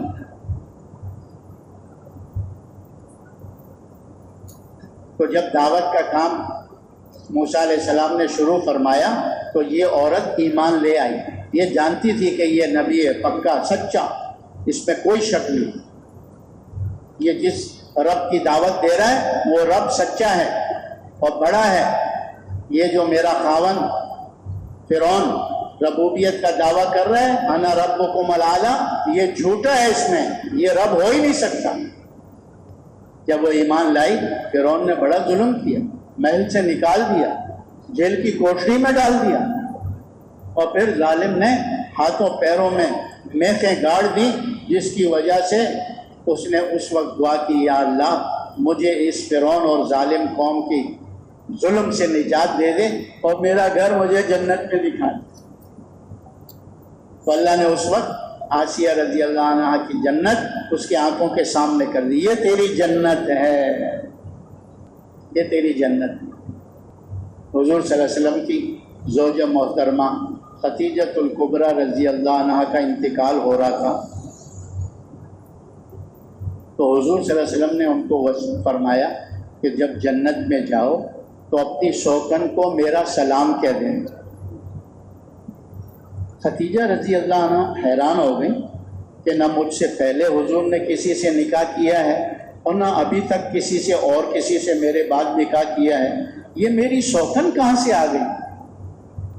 तो हुजूर सल्लल्लाहु अलैहि वसल्लम ने कहा कि फिरौन की बीवी आसिया रजी अल्लाह अन्हा ईमान पर जमी रही, अपनी सारी दुनिया के राहत और आराम को कुर्बान किया, महल की ज़िंदगी को कुर्बान किया ईमान और आमाल पर। अल्लाह ने जन्नत में उसको मेरी बीवी का दर्जा दे दिया, वो मेरी बीवी होगी और वो तुमसे पहले पहुंची हुई है, इसलिए मैं तुम्हें सलाम देकर भेज रहा हूं कि उसको मेरा क्या करना, मेरा सलाम देना। कितना बड़ा दर्जा है कि जन्नत में सैयदुल अंबिया फख्रुर रसूल खातमुन नबिय्यीन सल्लल्लाहु अलैहि वसल्लम की जन्नत में उनकी बीवी बनकर रहे। ये कितना बड़ा मर्तबा है, कम मर्तबा है भाई। तो अल्लाह ताला ने हुजूर सल्लल्लाहु अलैहि वसल्लम को भेजा, हुजूर सल्लल्लाहु अलैहि वसल्लम ने भी मेहनत फरमाई। अब बड़े बड़े सरदार अबू लहब जैसे, अबू जहल जैसे, उतबा जैसे, शेबा जैसे सरदार आने मक्का, लेकिन नबी की बात को नहीं माना। अल्लाह ने इन बड़े बड़े सरदारों को नाकाम कर दिया। इनके मुकाबले में गुलामों ने नबी की बात को माना। बिलाल जैसा काला कलोटा, चिपकी नाक, मोटे होंठ, काला रंग, छोटा कद, लेकिन क्या बनाया अल्लाह ने उसको? सैयदना बिलाल, सैयदना बिलाल। तो हुज़ूर सल्लल्लाहु अलैहि वसल्लम पूछते हैं, बिलाल तुम्हारा वो कौन सा अमल है कि जन्नत में भी तुम मेरे आगे आगे चल रहे हो? तुम्हारे जूतों की आवाज़ आ रही थी, तुम जन्नत में मेरे आगे आगे चल रहे थे। तो बिलाल रज़ी अल्लाह अन्हु ने कहा, और तो मेरा कोई ऐसा अमल नहीं है।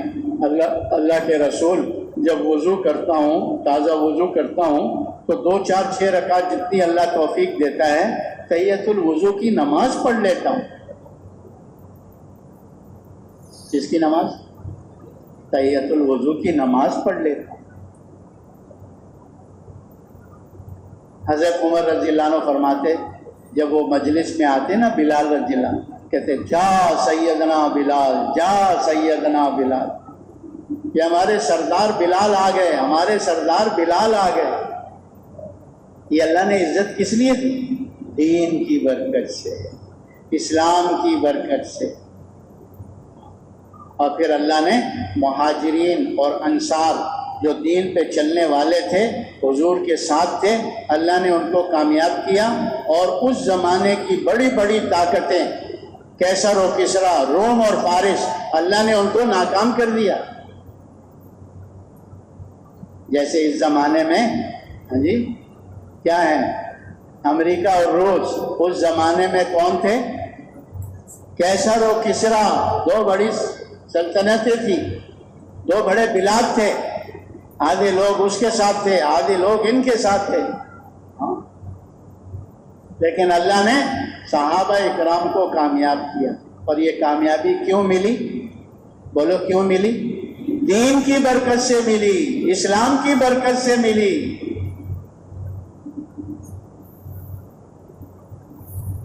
तो कामयाबी का जो रास्ता है ना, वो अल्लाह का दीन है। दीन के बगैर न किसी को कामयाबी मिली है और न मिलेगी। जिसको भी कामयाबी मिली है اس کو دین کی برکت سے ملی، اور آئندہ جس کو بھی ملے گی کس کی برکت سے ملے گی؟ دین اسلام کی برکت سے ملے گی۔ اسی کو اللہ نے قرآن پاک میں بیان فرمایا، من عمل صالحا من ذکر او انثى وهو مؤمن فلنحيينه حياة طیبة ولنجزینهم اجرهم باحسن ما كانوا يعملون، کہ جو بھی نیک عمل کرے، کیا مقصد؟ دین اسلام کے مطابق زندگی گزارے، چاہے مرد ہے چاہے عورت ہے۔ اللہ فرما رہے ہیں ہم اس کو دنیا میں طیب زندگی، پاکیزہ زندگی دیں گے۔ طیب پاکیزہ زندگی کہ جو انسان دنیا میں چاہتا ہے نا کہ یہ بھی ملے، یہ بھی ملے، یہ بھی ملے، سب اللہ نے طیب زندگی میں بیان کر دیا۔ ہر انسان کیا چاہتا ہے؟ عزت ملے۔ ہر انسان کیا چاہتا ہے؟ عافیت ملے، راحت ملے، سکون ملے۔ ہاں جی، ہر انسان کی یہ چاہت ہے نا بھائی۔ اللہ دین کی برکت سے یہ ساری چاہتیں پوری کر دیتا ہے، اور پھر اعمال کا بدلہ تو اللہ پاک آخرت میں عطا فرماتا ہے۔ یہ دنیا اعمال کے بدلے کی جگہ نہیں ہے، اعمال کے بدلے کی جگہ آخرت ہے۔ جی ہاں، یہ دنیا میں جو کچھ نظر آ رہا ہے نا ہم کو، یہ جھونگا ہے۔ جھونگا کیا ہے؟ جھونگا سمجھتے ہو؟ بچہ چیز لینے آتا ہے تو دکاندار اس کو سودا دیتا ہے، پھر اس کو ایک مٹھی چنے کی بھی دے دیتا ہے، ایک دو ٹافیاں بھی دے دیتا ہے۔ سودا تو اس نے پیسے دے کر لے لیا، یہ جو ملا یہ کیا ہے؟ جھونگا رونگا، جھونگا رونگا۔ سمجھ گئے بھی میری بات؟ تو دنیا میں یہ سارا جھونگا ہے، اصل اعمال کا بدلہ اللہ آخرت میں دیں گے۔ اس کی دو وجہ بتاتے ہیں۔ پہلی وجہ یہ ہے کہ یہ دنیا اتنی چھوٹی سی ہے، ایک مومن کے ایک سبحان اللہ کے اجر کو سما نہیں سکتی۔ جب مومن بندہ سبحان اللہ کہتا ہے تو کیا ہو جاتا ہے؟ بولو، جنت میں درخت لگ جاتا ہے۔ سب کہہ دو سبحان اللہ، کیا ہو گیا؟ جنت میں درخت لگ گیا۔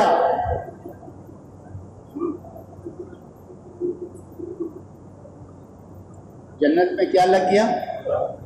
یہ پاکستان دنیا کے درخت کی طرح نہیں، کہتے ہیں وہ اتنا بڑا درخت ہے کہ اس کے نیچے عربی نسل کا گھوڑا 100 سال، ایک روایت میں آتا ہے 500 سال دوڑتا رہے، دوڑتا رہے، دوڑتا رہے، اس کا سایہ ختم نہیں ہوتا۔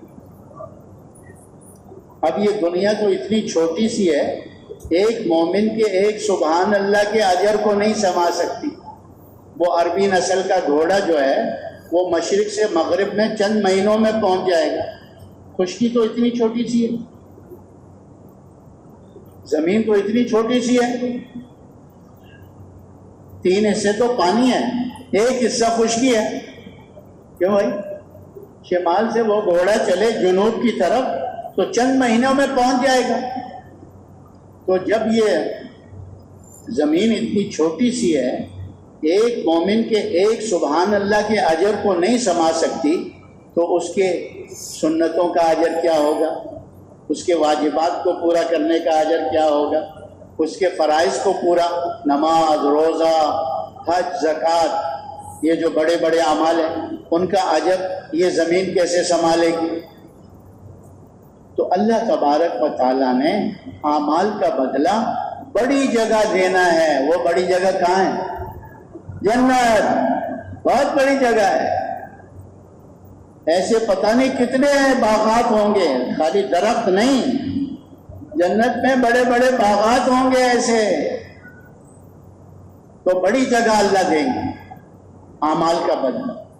دوسری وجہ یہ بتاتے ہیں کہ انسان جو دنیا میں آیا ہے وہ یہاں ہمیشہ رہنے کے لیے نہیں آیا، بلکہ یہاں سے جانے کے لیے آیا۔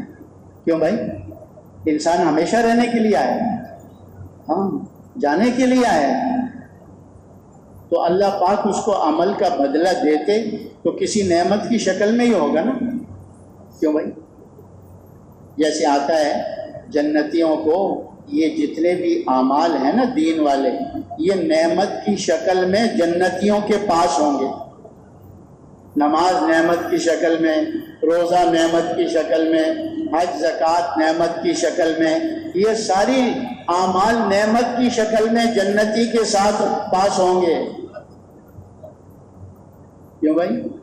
تو اگر اعمال کا بدلہ اللہ دنیا میں دے تو کسی نعمت کی شکل میں ہوگا نا، دنیا کی نعمت. اب دنیا میں جو انسان آیا ہے وہ ہمیشہ نہیں رہے گا، ایک دن موت آئے گی، قبر میں چلا جائے گا، اور دنیا سے کوئی چیز ساتھ جائے گی نہیں انسان کے. کیوں بھائی؟ دنیا کی کوئی چیز انسان کے ساتھ جاتی ہے؟ جیسے دنیا میں آیا تھا ایسی دنیا سے قبر میں جائے گا آخرت کی طرف. یہ ماں کے پیٹ سے کچھ لایا تھا؟ کچھ لایا تھا؟ کچھ بھی نہیں لایا تھا، خالی ہاتھ آیا تھا.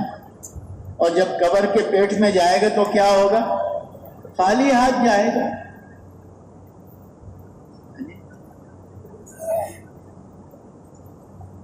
ساری دنیا کو فتح کیا ذوالقرنین نے، ہاں، اور جب فتح ہو گئی دنیا، موت کا وقت آیا تو وصیت کی کہ جب میں مر جاؤں نا تو میرے ہاتھ کفن سے باہر نکال دینا. میرے ہاتھ کیا کرنا؟ ہاں. کسی نے پوچھا یہ وصیت کیوں کر رہے ہو؟ کہ دنیا والوں کو پتہ چل جائے سکندر جب گیا دنیا سے تو دونوں ہاتھ خالی تھے، ساری دنیا یہیں چھوڑ گیا. تو دنیا کی کوئی چیز آدمی کے ساتھ قبر میں جاتی نہیں ہے. یہ جو کفن پہناتے ہیں نا، یہ مسلمان کے اکرام کے طور پر یہ شکل چھپا رہے اسے. جب قبر میں رکھ دیا جاتا ہے تو یا اولی الابصار فاعتبروا یا اولی الالباب، کہ اے سمجھ عقل رکھنے والوں ان واقعات کو دیکھ کر عقل حاصل کرو. اے آنکھوں والوں ان واقعات کو دیکھ کر عبرت حاصل کرو، سمجھ حاصل کرو. کیونکہ ان قوموں نے اللہ کے دین کو چھوڑا اور گارے مٹی پر اپنی صلاحیتوں کو لگا دیا، اور پھر دنیا میں بھی ناکام ہو کر چلے گئے، اور آخرت میں تو بڑی ناکامی ان کے مقدر لکھی ہوئی. اس امت کے سامنے ان قوموں کے واقعات کو اللہ نے اسی لیے ذکر کیا کہ یہ امت اگر گارے مٹی میں لگ گئی، دنیا کے ٹھیکروں کو جمع کرنے میں لگ گئی، دین والے راستے کو چھوڑ دیا، تو صرف اپنا نقصان نہیں کریں گے بلکہ آنے والی نسلوں کا بھی نقصان کریں گے. کیونکہ ان کے ذمے اللہ نے لگایا ہے کہ خود بھی دین والی زندگی پہ چلنا ہے اور اس دین والی زندگی کو پوری دنیا میں پہنچانا ہے. یہ ہر مسلمان کی ذمہ داری ہے. اسی لیے اللہ تبارک و تعالیٰ نے قرآن کریم میں فرمایا من عمل صالحا من ذکر او انثى وهو مؤمن فلنحيينه حیاتا طیبہ وَلَنَجْزِيَنَّهُمْ أَجْرَهُمْ بِأَحْسَنِ مَا كَانُوا يَعْمَلُونَ، کہ جو بھی نیک عمل کرے یعنی دین کے مطابق زندگی گزارے، چاہے مرد ہے چاہے عورت ہے، بشرطے کہ وہ ایمان والا. اللہ پاک فرماتے ہیں ہم ان کو دنیا میں طیب زندگی دیں گے، پاکیزہ زندگی. طیب زندگی علماء اکرام فرماتے ہیں جو انسان دنیا میں اللہ سے چاہتا ہے وہ سب اللہ نے اس میں بیان کر دیا ہے. ہر انسان کیا چاہتا ہے کہ مجھے عزت مل جائے، مجھے چین مل جائے، مجھے سکون مل جائے، مجھے راحت مل جائے، مجھے عافیت مل جائے. کیوں بھائی؟ یہ ہر انسان کی چاہت ہے نا. اللہ نے طیب زندگی میں ان سب چیز کا ذکر کر دیا کہ جو نیک عمل کرے گا، چاہے مرد ہے چاہے عورت ہے، ہم اس کو دنیا میں طیب پاکیزہ زندگی دیں گے جس میں عزت بھی ہوگی، جس میں چین بھی ہوگا، جس میں سکون بھی ہوگا، جس میں اطمینان بھی ہوگا، جس میں راحت بھی ہوگی، جس میں عافیت بھی ہوگی. ہاں، یہ اللہ پاک نے بیان کر، کیونکہ بعض آیتوں کی تفسیر ہے۔ ایک جگہ اللہ فرما رہے ہیں وَلِلَّهِ الْعِزَّةُ وَلِرَسُولِهِ وَلِلْمُؤْمِنِينَ کہ عزتیں اللہ کے لیے ہیں، اللہ کے رسول کے لیے ہیں، اور کس کے لیے ہیں بھائی؟ ایمان والوں کے لیے ہیں۔ ایمان ہوگا تو اللہ عزت سے نوازے گا۔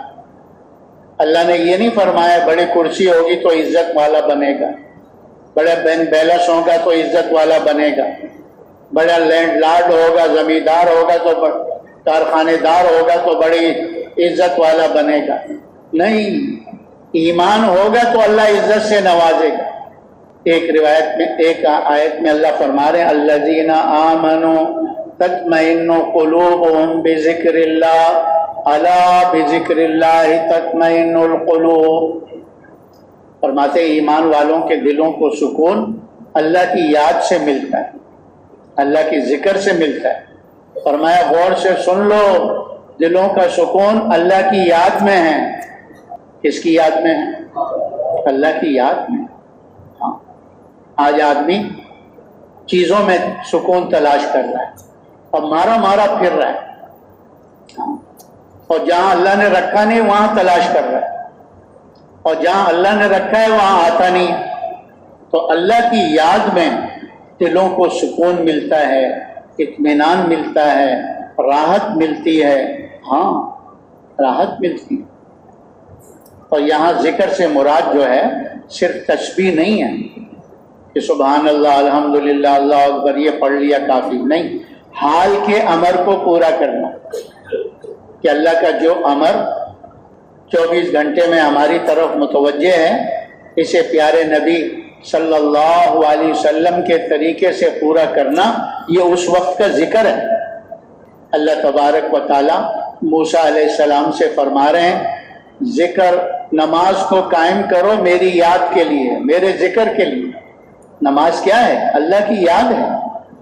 روزہ کیا ہے؟ اللہ کی یاد ہے۔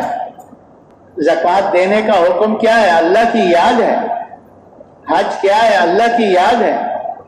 ہاں، نماز وہی پڑھے گا جسے اللہ یاد ہوگا، روزہ وہی رکھے گا جسے اللہ یاد ہوگا، زکوٰۃ وہی دے گا جسے اللہ یاد ہوگا، حج وہی کرے گا جسے اللہ یاد ہوگا۔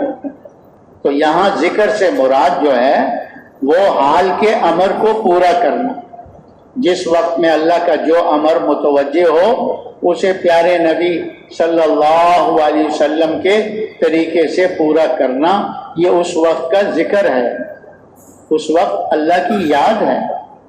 اسی لیے دوسری آیت میں اللہ فرماتے ہیں من اعرض عن ذکری فإن له معیشۃ ضنکا، کہ جو ہمارے ذکر سے اعراض کرتا ہے ہم اس کی زندگی کو تنگ کر دیتے ہیں۔ وَنَحْشُرُهُ يَوْمَ الْقِيَامَةِ أَعْمَى، اور کل قیامت کے دن اس کو اندھا اٹھائیں گے، اندھوں کے ساتھ کھڑا کر دیں گے، اس کا حشر اندھوں میں ہوگا۔ قَالَ رَبِّ لِمَ حَشَرْتَنِي أَعْمَى، وہ کہے گا یا اللہ میں تو آنکھوں والا تھا، آج مجھے اندھوں کے ساتھ کیوں کھڑا کر دیا؟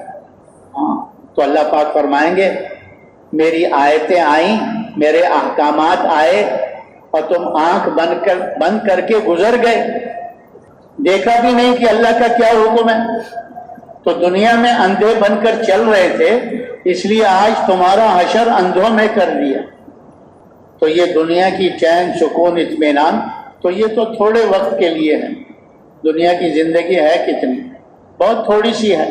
ہاں، تو یہاں کا چین، سکون یہ بھی وقتی ہے، لیکن ایمان اور اعمال صالحہ کی برکت سے اللہ تبارک و تعالی جو کامیابی کا دروازہ کھولیں گے نا، وہ کھلتا چلا جائے گا۔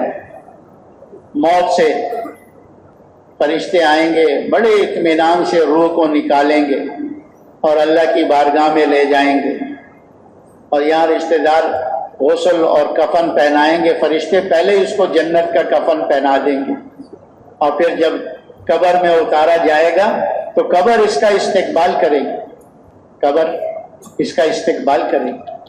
قبر اس کے لیے جنت کا باغ بن جائے گی. ہاں، اور جب اللہ قبر سے اٹھائیں گے چہرہ 14ویں چاند سے زیادہ چمکدار ہو، اور اللہ عرش کے سائے کے نیچے قیامت کے دن جگہ عطا فرمائیں گے اور حساب کتاب میں آسانی فرمائیں گے.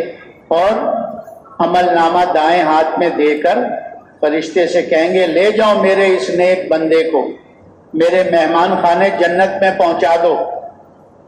فرشتے پل صراط پر سے لے کر گزریں گے، ایسے گزر جائے گا جیسے پلک جھپکتی ہے، جیسے بجلی کڑکتی ہے، ایسے گزر جائے گا.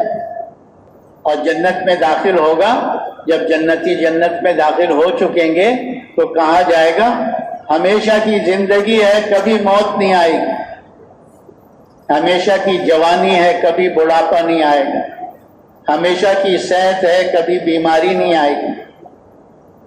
اور جو تمہیں نعمتیں لذت پہنچانے کے لیے کھانے کی، پینے کی، پہننے کی، مکانات کی، سواریوں کی، خوبصورت عورتوں کی، یہ تمہارے استعمال کرنے سے نہ تو کم ہوں گی نہ ختم ہوں گی. جنت کیا ہے؟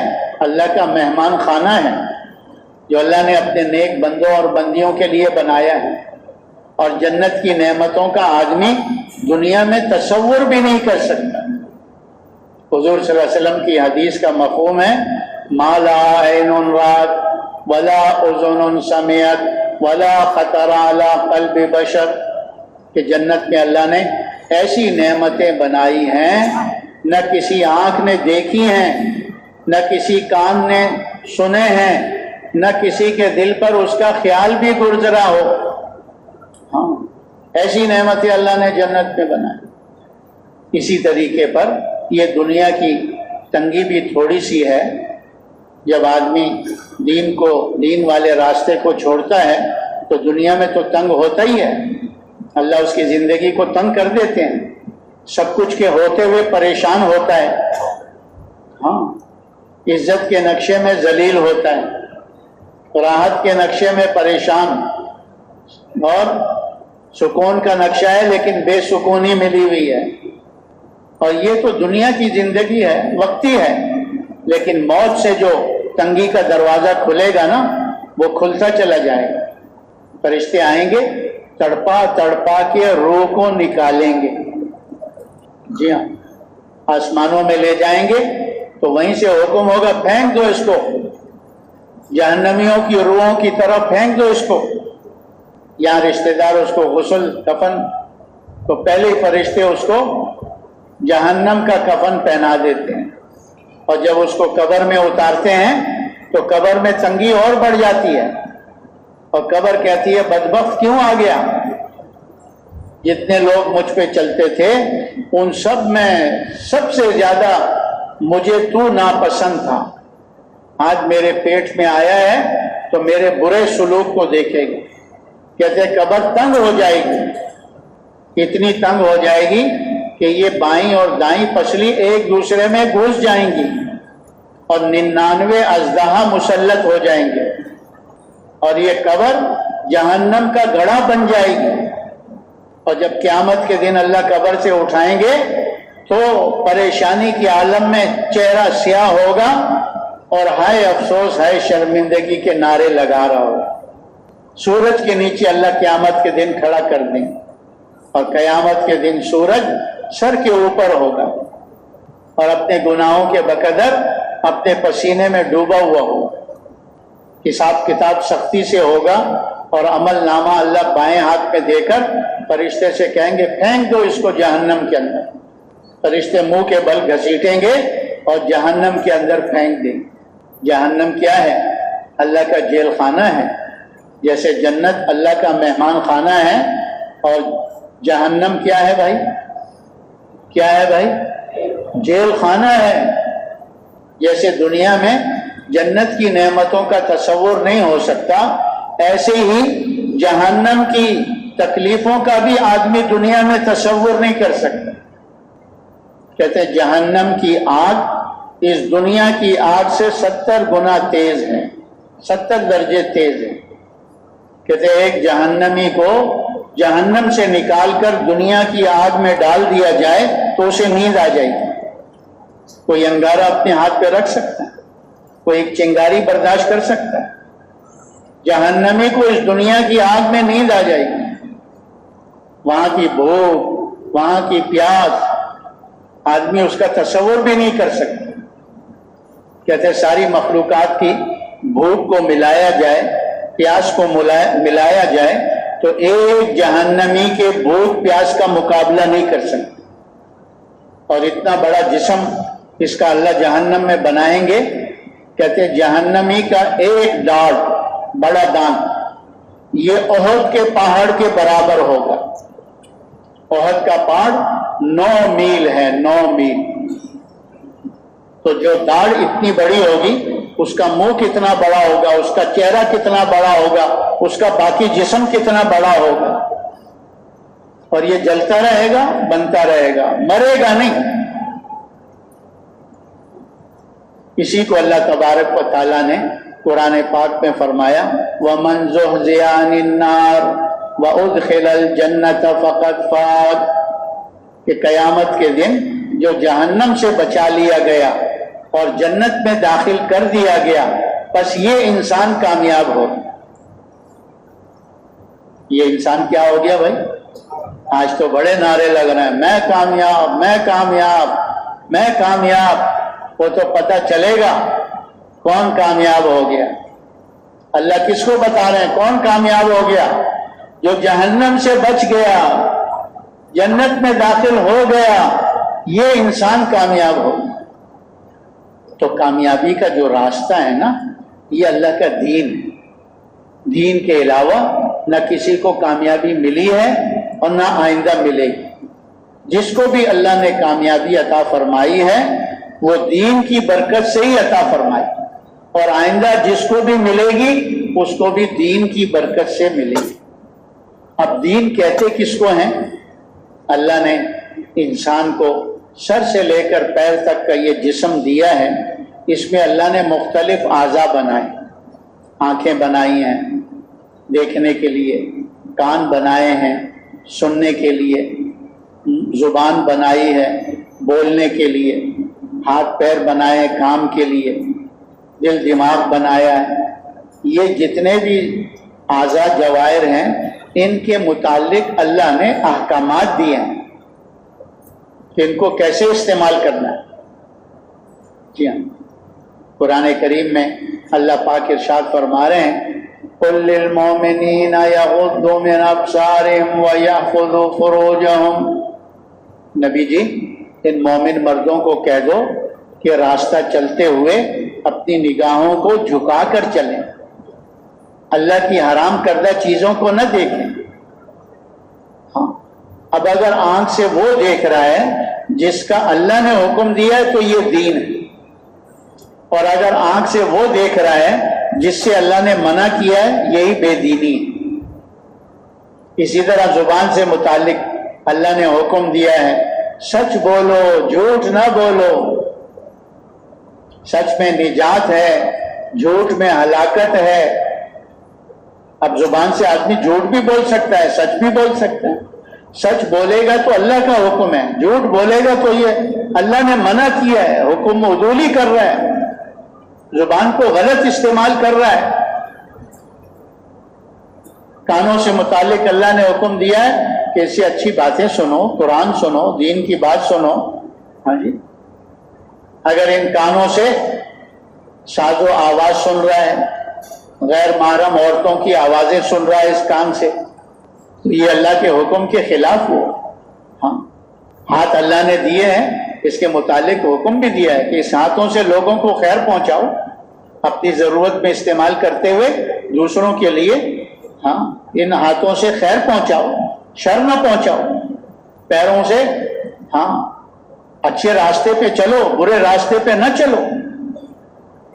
تو ہر سر سے لے کر پیر تک کے جسم کو اللہ پاک کے احکامات کے مطابق